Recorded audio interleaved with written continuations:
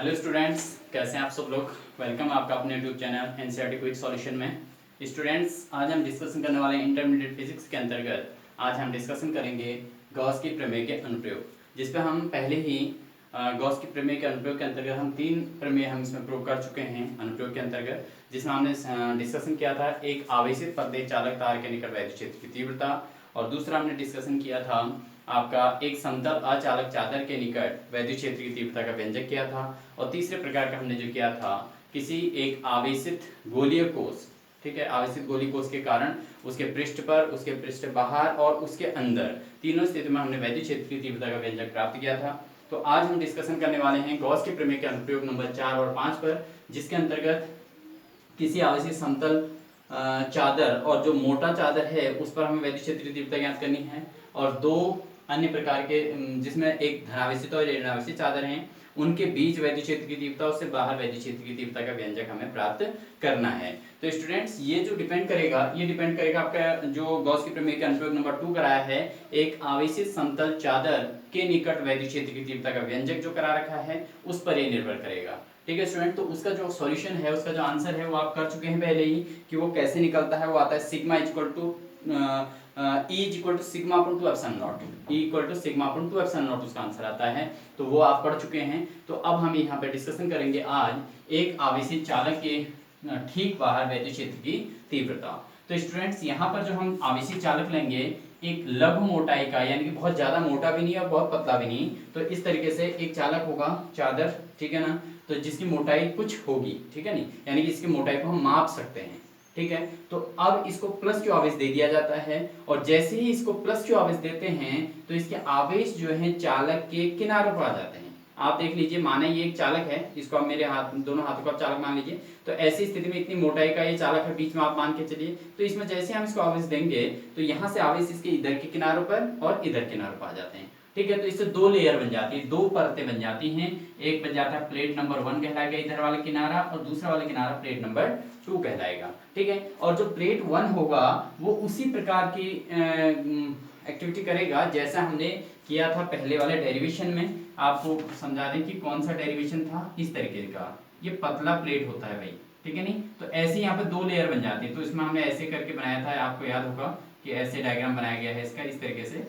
ठीक है, तो इस पर हमने तीव्रता निकाली थी और इसको प्लस की आवेश दिया गया था। तो ऐसे ही यहाँ पर अभी दो प्लेटें यहाँ पर भी बन जाएंगे। ठीक है स्टूडेंट, तो वो प्लेटें जब इसकी हमने तीव्रता निकाली थी, ये आपका हमने डेरिवेशन नंबर 2 पे किया था, तो इसकी जो तीव्रता E इक्वल टू आ जाती है सिग्मा अपॉन 2 एप्सिलॉन नॉट, इसकी तीव्रता फाइनली आती है E equal to sigma upon 2 epsilon naught newton प्रति कूलम।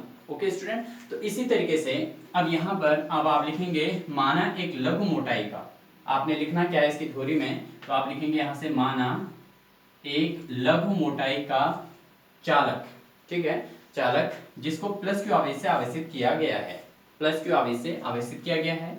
चूंकि चालक के अंतर्गत आवेश उसके पृष्ठों पर आ जाते हैं, अतः इस चालक में भी उसके दो प्लेटें बन जाती हैं जिन्हें हम प्लेट 1 और प्लेट 2 कहते हैं। ठीक है स्टूडेंट, और इनके कारण, इस आवेशित चालक को प्लस क्यू आवेश के कारण इसके बाहर एक बिंदु P है जिस पर हमें तीव्रता ज्ञात करनी है।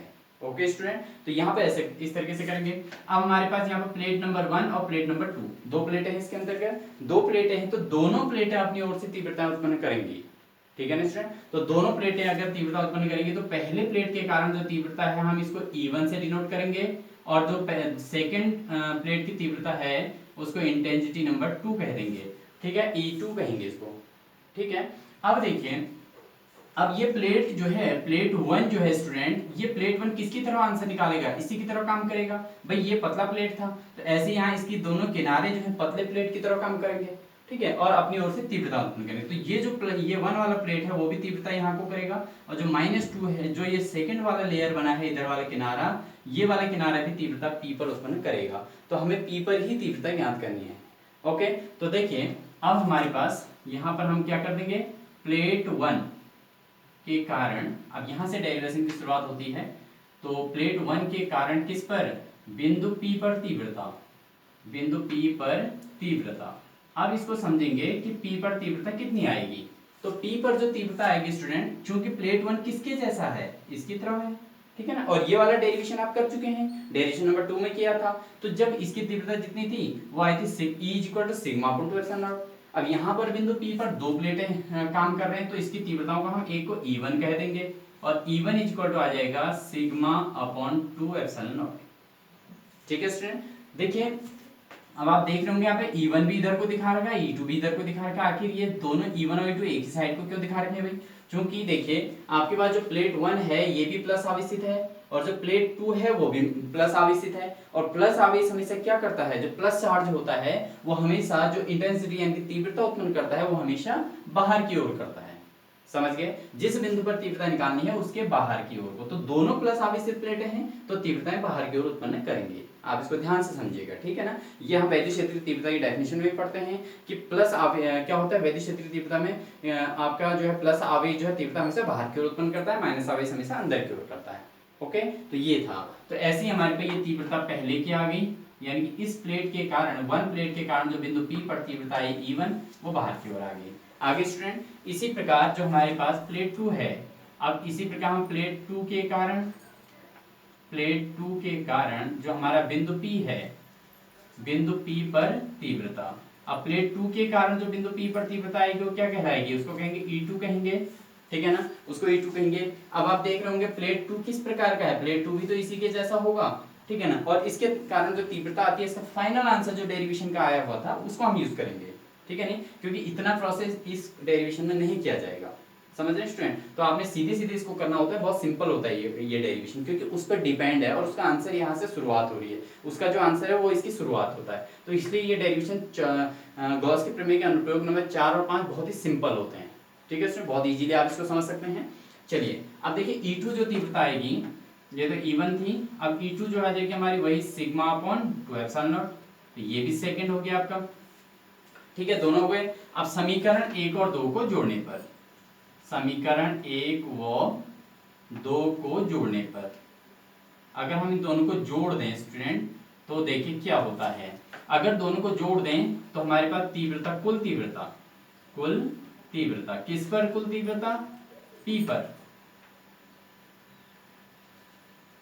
पर कुल तीव्रता, यानी कि ये जो बिंदु P है इसी पर तो हमें तीव्रता निकालनी है, और इस बिंदु P पर जो कुल तीव्रता आएगी वो E = आ जाएगी स्टूडेंट, E = आ जाएगी E1 प्लस E2, E1 और E2 के योग के बराबर आ जाएगी, ठीक है। इन दोनों को जोड़ देंगे तो यहाँ पर आप देखेंगे पहले का जो आंसर आया वो हमारा है सिग्मा अपॉन 2 एप्सिलॉन नॉट आया है, और जो सेकंड वाला है उसका आंसर भी क्या आया है, सिग्मा अपॉन 2 एप्सिलॉन नॉट, ठीक है नहीं, sigma upon 2 epsilon not, sigma upon 2 epsilon not, दोनों की वैल्यू आ गई। अगर हम इन दोनों को जोड़ देते हैं तो देखिए इन दोनों के हर समान है, ठीक है ना, जो जोड़ने का तरीका भिन्नों का जोड़ आपने पढ़ा है, तो यहाँ पर दोनों के हर समान है तो अंश वाले सीधे सीधे जोड़ दिए जाते हैं, ठीक है। तो हर अगर समान है तो आपका क्या आ गया, 2 एप्सिलॉन नॉट आ गया भाई, दोनों में सेम है, और ऊपर वाले दोनों जुड़ जाते हैं तो सिग्मा और सिग्मा कितना हो जाएगा, 2 सिग्मा हो जाएगा, सिग्मा और सिग्मा जुड़ जाएगा तो 2 सिग्मा हो जाएगा, और नीचे 2 एप्सिलॉन नॉट एलसीएम आ गया, ठीक है स्टूडेंट। तो यहाँ पर हमारे पास 2 से 2 कैंसिल, तो हमारा बचता है सिग्मा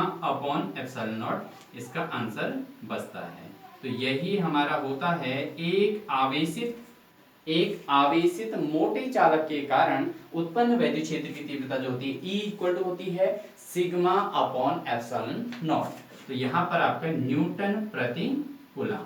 ओके, सिग्मा जो होता है स्टूडेंट इसका पृष्ठ आवेश घनत्व होता है।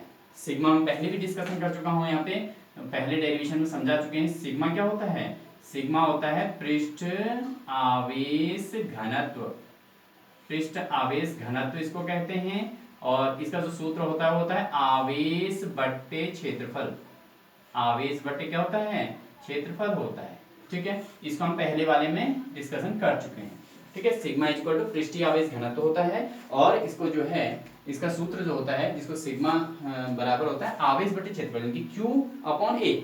आवेश को क्या कहते हैं, आवेश Q हो जाता है और क्षेत्रफल कितना होता है, A होता है, तो Q/A कह सकते हैं, यानी कि फाइनली सिग्मा = क्या होता है, Q/A होता है स्टूडेंट, ठीक है। तो ये डेरिवेशन आपके समझ में आ गया होगा। ये डेरिवेशन डिपेंड था आपके पहले वाले डेरिवेशन के आंसर पे, पहले वाले डेरिवेशन मतलब सेकंड नंबर के डेरिवेशन जो मैं लेक्चर नंबर 10 में आपको करा चुका हूँ।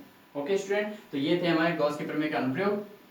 लेक्चर नंबर 9 में कराया गया था ये वाला। लेक्चर 9 में देखिएगा। लेक्चर नंबर 10 में हमने किया है आवेशित गोली कोष के कारण। वो डेरिवेशन बड़े थे इसलिए एक एक लेक्चर में एक एक डेरिवेशन कराए गए हैं, लेकिन यहाँ पर आपके पास दो डेरिवेशन एक साथ लेके आए हैं क्योंकि ये पहले के सॉल्यूशन पर डिपेंड है। तो यहाँ आपने इतना ही काम करना है। अगर ये एग्जाम में आता है तो बहुत ही महत्वपूर्ण रहेगा, बहुत इजी रहेगा आपके लिए। लेकिन ज्यादा इंपॉर्टेंट इनके कंपेयर में वो 3 डेरिवेशन हैं जो हम पहले ही करा चुके हैं। उन तीनों को आपने 100% प्रिपेयर करना है जो आपके बोर्ड एग्जाम में आपकी हेल्प करेंगे स्टूडेंट, ठीक है नहीं। तो आप बहुत अच्छे से प्रिपरेशन कर सकते हैं, आपके पास टाइम बहुत है। इंटरमीडिएट स्टूडेंट के पास इस बार बहुत टाइम है, और जो नए बच्चे जो अभी 11th और 12th में गए हैं वो बिल्कुल इजी तरीके से इनको नोट्स बनाइए अपना और अपनी प्रिपरेशन को कंटिन्यू कीजिए, ठीक है स्टूडेंट। चलिए हम नेक्स्ट डेरिवेशन लेके आए हैं। डेरिवेशन नंबर 5 है गॉस के प्रमेय के अनुप्रयोग नंबर 5, जिसमें हम 5 के 5 आज कंप्लीट हो जाएंगे। तो एक समान पृष्ठ घनत्व की धन तथा ऋण आवेशित समांतर अचालक प्लेटों के बीच तथा बाहर वैद्युत क्षेत्र की तीव्रता। इसका मीनिंग क्या है मैं इसको समझाता हूँ। एक समान पृष्ठ घनत्व यानी कि आपके पास जो प्लेटें हैं इनका दोनों का जो अंदर जगह है, ठीक है, आवेश को ग्रहण करने की क्षमता है वो बराबर है, ठीक है। लेकिन शर्त क्या है, एक में धन आवेश है और एक में ऋण आवेश है। बस अंतर ये है, दोनों में डिफरेंस इतना ही है कि एक में प्लस आवेश है और एक में माइनस आवेश है, लेकिन जगह बिल्कुल सेम है। दोनों चालक बिल्कुल एक जैसे इसमें बने हुए हैं, लेकिन इसमें अंतर क्या हो गया, एक में प्लस आवेश दिया है एक में माइनस आवेश दिया है, ठीक है स्टूडेंट। जब एक में प्लस आवेश दिया है और एक में माइनस आवेश दिया है तो इट मींस इसका मीनिंग क्या बनेगा, इसका मतलब कुछ ना कुछ आंसर में अंतर आ जाएगा, क्योंकि प्लस आवेश अपने हिसाब से काम करेगा, माइनस आवेश अलग काम करेगा। प्लस आवेश हमेशा जो तीव्रता उत्पन्न करता है वो बाहर की ओर करता है, और माइनस आवेश जो तीव्रता करता है वो अंदर की ओर करता है। तो ये भी इनके बीच डिफरेंस आता है स्टूडेंट, ठीक है स्टूडेंट, आपके समझ में आ रहा है। चलिए बात करते हैं इस पर, डिस्कशन करते हैं। पहले हम एक प्लस आवेशित चालक और माइनस आवेशित चालक, तो इसके बारे में जो इसकी जो शुरुआत आप करेंगे, माना दो आवेशित चालक, आवेशित चालक प्लेट कहेंगे स्टूडेंट को, आवेशित चालक प्लेट 1 और 2, ठीक है, एक दूसरे से कुछ दूरी पर रखे हैं, एक दूसरे से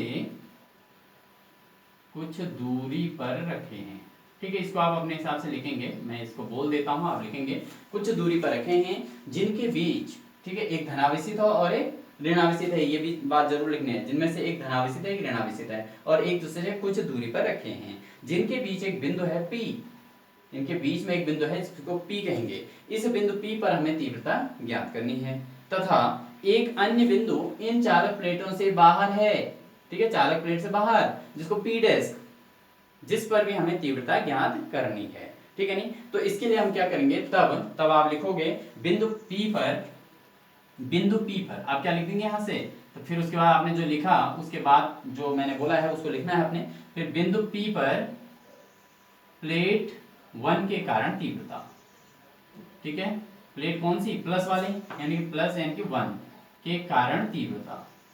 तो अब जब प्लेट 1 के कारण अगर हम तीव्रता निकालते हैं स्टूडेंट यहाँ पर, तो कहलाएगा E1, ठीक है, तीव्रता तो E1 ही कहलाती है।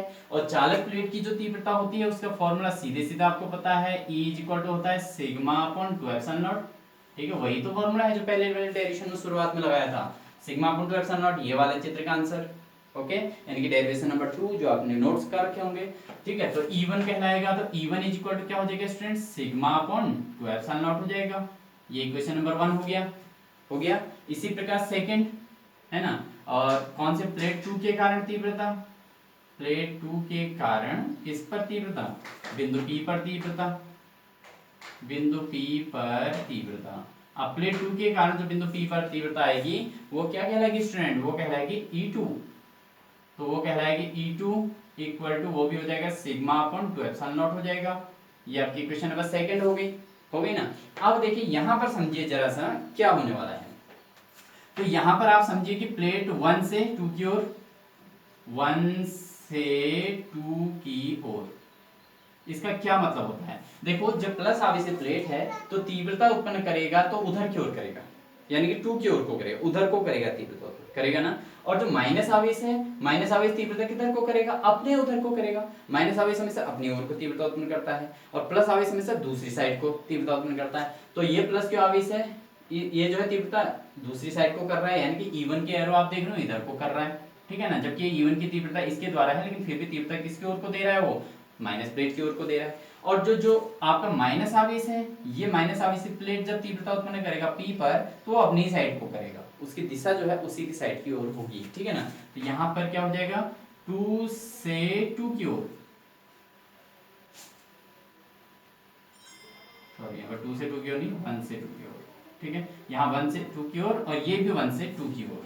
समझ रहे क्यों होगी, क्योंकि प्लस आवेश भी 2 की ओर ही कर रहा है, माइनस आवेश भी 2 की ओर ही कर रहा है, ठीक है ना। तो कुल तीव्रता अगर हम निकालें, तो यहाँ पर जो कुल तीव्रता निकलेगी स्टूडेंट, कुल तीव्रता E इज इक्वल टू हो जाएगी E1 plus E2, E1 plus E2 दोनों को जोड़ देंगे। भाई E1 कितना है हमारे पास, E1 is equal to sigma upon 2 epsilon naught है, और प्लस E2 कितना है, सिग्मा अपॉन 2 एप्सिलॉन नॉट है, ठीक है। तो कितना हो जाएगा, इसको मैं डायरेक्ट यहीं पे कर रहा हूँ, तो दोनों को जोड़ देंगे पहले प्रश्न की तरह ही है, 2 सिग्मा अपॉन 2 एप्सिलॉन नॉट, क्योंकि दोनों के हर समान है तो ऊपर वाले को सीधे जोड़ देते हैं। तो यहाँ से आपका 2 से 2 कैंसिल हो जाएगा स्टूडेंट, तो हमारे पास बचेगा सिग्मा अपॉन एप्सिलॉन नॉट। तो इतना न्यूटन प्रति कूलम इसका आंसर आ जाएगा। किसका, ये कुल तीव्रता निकली है एक धनावेशित और एक माइनस ऋण आवेशित चालकों के बीच किसी बिंदु पर वैद्युत क्षेत्र की तीव्रता का ये सूत्र निकलता है, ठीक है। तो इसमें E इज इक्वल टू हो जाता है आपका, सीधे सीधे हम फाइनल लिख देते हैं, E is equal to sigma upon epsilon naught, और ये देखिए इतना न्यूटन प्रति कूलम। ओके, तो ये तो हो गया हमारा पहली स्थिति। अब सेकंड स्थिति क्या है, P डैश पर, सेकंड स्थिति में P डैश पर, तो इसी प्रकार इसको हम इसकी फर्स्ट स्थिति भी कह सकते हैं, फर्स्ट कंडीशन भी कह सकते हैं, इसी की सेकंड कंडीशन, बिंदु किस पर, P डैश पर, ठीक है। अब P डैश के लिए हो रहा है काम, P डैश पर किसके द्वारा निकालेंगे, पहले प्लेट 1 के द्वारा निकालेंगे। तो प्लेट 1 कैसा है भाई, प्लस आवेशित है, प्लस आवेशित है तो तीव्रता कहाँ को करेगा, बाहर की ओर करेगा, ठीक है, सिंपल सी बात है। और ऐसे ही ये माइनस आवेशित प्लेट है, तो माइनस आवेशित प्लेट को प्लेट 2 कह रखा है, तो जो इसकी तीव्रता होगी वो भी E2 कहलाएगी। तो जो इसकी E2 है वो E2 किसकी ओर होगी, अंदर की ओर होगी, उसकी साइड की ओर होगी नहीं होगी। अब देखिए यहाँ पर E1 और E2 दोनों के मान तो निकलेंगे, और दोनों के मान क्या निकलते हैं, E1 इतना निकलता है, E2 इतना निकलता है भाई, और दोनों एक दूसरे के बराबर हैं और लेकिन विपरीत हैं, तो 0 हो जाएगा, ठीक है। तो अब निकालते हैं, देखें तो P1 सॉरी यहाँ पर 1 प्लेट 1 के कारण तीव्रता, प्लेट 1 के कारण तीव्रता E1 इज इक्वल टू हो जाएगा सिग्मा अपॉन 2 एप्सिलॉन नॉट, ठीक है, ये हो जाएगा। और ऐसे ही 2 प्लेट के कारण, अगर प्लेट 2 के कारण तीव्रता निकालेंगे तो प्लेट 2 के कारण तीव्रता क्या आ जाएगी स्टूडेंट यहाँ पर, तो प्लेट 2 के कारण तीव्रता आ जाएगी, उसको हम E2 कहेंगे, और E2 बराबर भी सिग्मा अपॉन 2 एप्सिलॉन नॉट होगा, बिल्कुल होगा। ये दोनों देखें, ये प्लेट ये प्लस आवेशित है तो ये तीव्रता E1 करेगा उत्पन्न, और ये माइनस आवेशित है ये तीव्रता E2 उत्पन्न करेगा। लेकिन जो प्लस आवेशित प्लेट होती है वो बाहर की ओर तीव्रता उत्पन्न करती है, और जो माइनस आवेशित प्लेट है वो अंदर की ओर तीव्रता उत्पन्न करती है। अब यहाँ पे क्या लिखेंगे, चूंकि तीव्रता क्या है, E1 बराबर E2 है, E1 और E2 क्या आए हैं, बराबर तो आए हैं, ठीक है ना। ये फर्स्ट में आ गया, ये सेकंड में आ गया, दोनों के मान तो बराबर हैं, लेकिन क्या है, लेकिन विपरीत हैं। तो जब भी कोई चीज है, दो चीजें आपस में विपरीत होती हैं और बराबर हों तो वो दोनों निरस्त हो जाती हैं आपस में। तो यहाँ पे क्या आ जाएगा, E1 minus E2 equal to क्या हो जाएगा, सिग्मा अपॉन 2 एप्सिलॉन नॉट और minus sigma upon 2 epsilon not हो जाएगा, और दोनों का जो आंसर आ जाएगा टोटल क्या आ जाएगा स्टूडेंट, 0 आ जाएगा। दोनों का आंसर कितना आ जाएगा, 0 आ जाएगा। तो इस तरीके से हम फाइंड कर सकते हैं कि एक प्लस आवेशित प्लेट है और एक माइनस आवेशित प्लेट है, तो उन दोनों आवेशित प्लेटों से बाहर किसी बिंदु पर वैद्युत क्षेत्र की तीव्रता कितनी आती है, तो उससे बाहर जो वैद्युत क्षेत्र की तीव्रता आएगी वो 0 आएगी, ठीक है। और प्लस आवेशित प्लेट और माइनस आवेशित प्लेट, अगर दोनों के बीच में हमें तीव्रता निकालनी है, एक प्लस आवेशित प्लेट है माइनस आवेशित प्लेट है, और उनके बीच में अगर हमें तीव्रता ज्ञात करनी है तो उस तीव्रता का मान आता है सिग्मा अपॉन एप्सिलॉन नॉट आता है स्टूडेंट, ठीक है नहीं। और सिग्मा क्या होता है, पृष्ठ आवेश घनत्व होता है, और एप्सिलॉन नॉट होता है आपका निर्वात की वैद्युतशीलता, जिसकी वैल्यू होती है 8.85 × 10⁻⁻12 न्यूटन मीटर स्क्वायर प्रति कूलम स्क्वायर, ओके स्टूडेंट, तो इस तरीके से आप गॉस के प्रमेय के अनुप्रयोग को पूरा क्लियर तरीके से क्लेरिफाई कर सकते हैं और अपने नोट्स अच्छे से बना लीजिए। जितना पॉसिबल हो उतना नोट्स बनाइए, 100% अपनी तैयारी कीजिएगा और जितना भी संभव हो उसको तैयार कीजिएगा। और चैनल को अपने साथियों को अधिक से अधिक साथियों को शेयर कीजिएगा, सब्सक्राइब कीजिएगा और अधिक से अधिक लोगों को इसको पहुंचाइए, क्योंकि आपके द्वारा जिनका भला हो जाए तो ज़्यादा अच्छा है। ठीक है ना स्टूडेंट, तो अधिक से अधिक लोगों को अपने दोस्तों तक शेयर कीजिएगा। सभी लोग अपने नोट्स बनाएंगे तो भविष्य में अच्छी उन्नति कर सकते हैं। तो सभी स्टूडेंट्स को आगामी परीक्षाओं के लिए जो बोर्ड एग्जाम की तैयारी कर रहे हैं अभी, उनके लिए उनको भी ऑल द बेस्ट। और जो बच्चे अभी 12th में गए हुए हैं वो भी अपने नोट से तैयार कीजिएगा, क्योंकि समय कब निकल जाता है, बहुत जल्दी साल निकल जाता है और पेपर फिर नज़दीक आ जाते हैं। तो आप प्रिपरेशन अभी से स्टार्ट कीजिएगा, सिलेबस बहुत ज़्यादा है। तो सभी बच्चे अपनी तैयारी करेंगे। इन्हीं सभी शुभकामनाओं के साथ आप सभी स्टूडेंट्स को ऑल द बेस्ट।